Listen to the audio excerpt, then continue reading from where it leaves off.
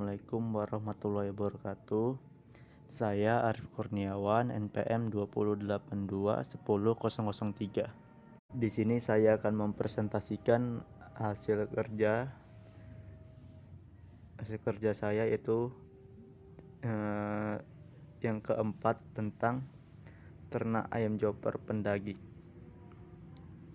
Ringkasan eksekutif: demi mencukupi kebutuhan gizi masyarakat yang lebih murah, maka daging ayam joper atau ayam kampung merupakan alternatif yang paling tepat karena di samping pemeliharaannya lebih cepat dengan modal rendah dan mudah, dengan banyak tersedianya bahan baku dan bibit maupun pakan.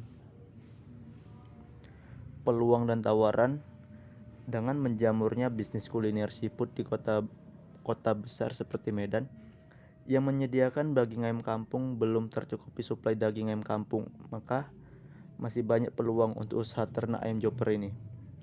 Ayam joper juga merupakan menu makanan yang rendah kolesterol dan rasanya juga lezat dan aman untuk kesehatan. Untuk analisa pasarnya, 5 tahun terakhir pertumbuhannya mencapai 20%. Segmentasi pasar: daging ayam joper yang rendah kolesterol sangat diminati oleh semua kalangan, mulai dari kalangan menengah hingga atas. Pola hidup masyarakat yang suka dengan instan, maka memungkinkan masyarakat mengkonsumsi daging ayam siapa saja sehingga dapat mengembangkan usaha restoran dengan menu daging ayam joper ini. Analisa: kekuatannya sendiri yaitu harga yang relatif murah dan terjangkau, pelayanan yang cepat dan tepat, siap antar sampai di tempat, daging ayam joper organik. Kelemahannya sendiri: banyak pesaing, hama dan penyakit, cuaca, dan tidak tersedianya pusat kesehatan hewan.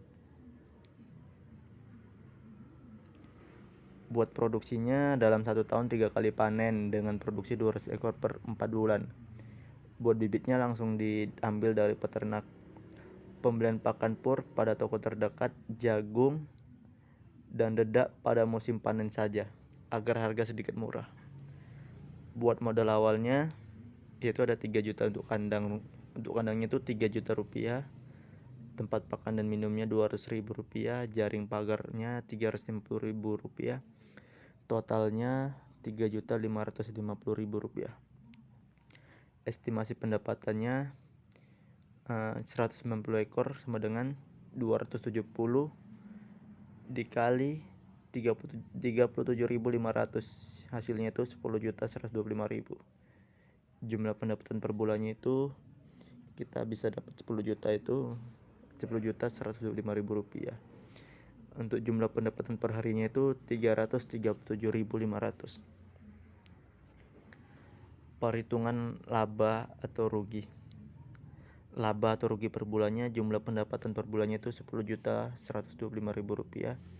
Untuk jumlah biaya usaha per bulannya 8.950.000 rupiah. Laba kotor per bulannya itu 1.175.000 rupiah. Laba atau rugi per harinya, pendapatan per harinya 37.500.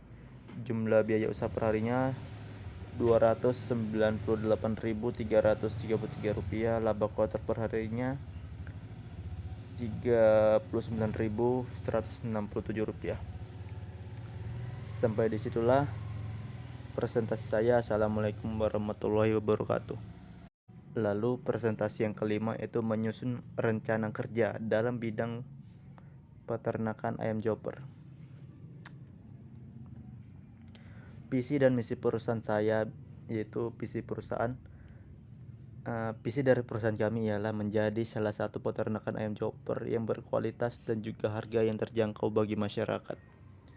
Misi perusahaan: memberikan pelayanan yang baik dan ramah dalam upaya menarik pembeli, menjual produk dengan harga yang terjangkau tetapi dengan kualitas yang bagus, lalu membuka lapangan pekerjaan. Analisis lingkungan internal, yaitu ada SWOT atau TOS. Analisis adalah sebuah alat yang biasa digunakan dalam bidang pemasaran untuk dapat mengetahui bagaimana kondisi dari suatu tempat usaha dan produk tersebut, atau analisis tentang lingkungan internal dan lingkungan eksternal yang hasilnya dapat dijadikan data untuk digunakan sebagai bahan evaluasi, digunakan dalam penentuan strategi saat ini ataupun untuk dipakai pada strategi yang akan digunakan untuk kedepannya. Lalu ada analisis ini terdiri dari keterangan-keterangan yang berisi kekuatan, kelemahan, kesempatan, ancaman dari suatu produk ataupun tempat usaha tersebut agar bisa diketahui sebagai hasil untuk evaluasi ataupun sebagai data dalam penentuan strategi.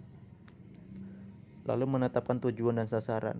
Melihat peluang usaha yang sangat menjanjikan ini, kami sebagai pemula khususnya di bidang peternakan, khususnya di daerah Medan, memang menjanjikan. Dan usaha di bidang peternakan ini memiliki kesempatan yang sangat baik dalam perkembangan ini di Kota Medan karena sudah banyak warung dan restoran yang memiliki menu utama ayam kampung.